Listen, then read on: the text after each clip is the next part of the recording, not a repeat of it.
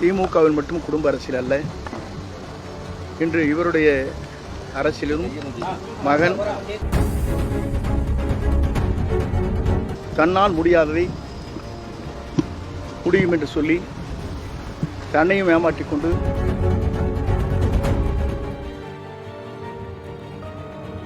என்னை பொறுத்தவரையும் என்றைக்குமே ஒரு புரட்சித் தலைவர் காலத்தில் இன்று வரையும் ஒரே நிலைப்பாட்டிலே தான் நின்று கொண்டிருக்கிறேன்.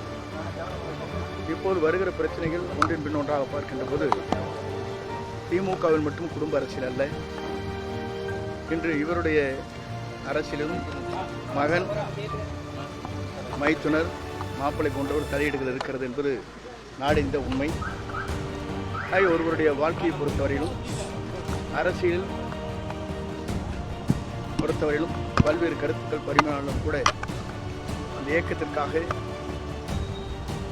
புரட்சித் தலைவர் காலத்திலிருந்து புரட்சித் தலைவர் அம்மா காலம் வரையிலும் இன்று வரையிலும் இந்த இயக்கம் வலிவு பெற வேண்டும், இந்த இயக்கம் நாளை வெற்றி பெற வேண்டும் என்ற நோக்கத்தோடு தான் என் பணிகளை நான் மேற்கொண்டு வருகிறேன். தன்னால் முடியாததை முடியும் என்று சொல்லி தன்னையும் ஏமாற்றிக் கொண்டு மற்றவர்களையும் ஏமாற்றக்கூடாது என்பதுதான் தத்துவம்.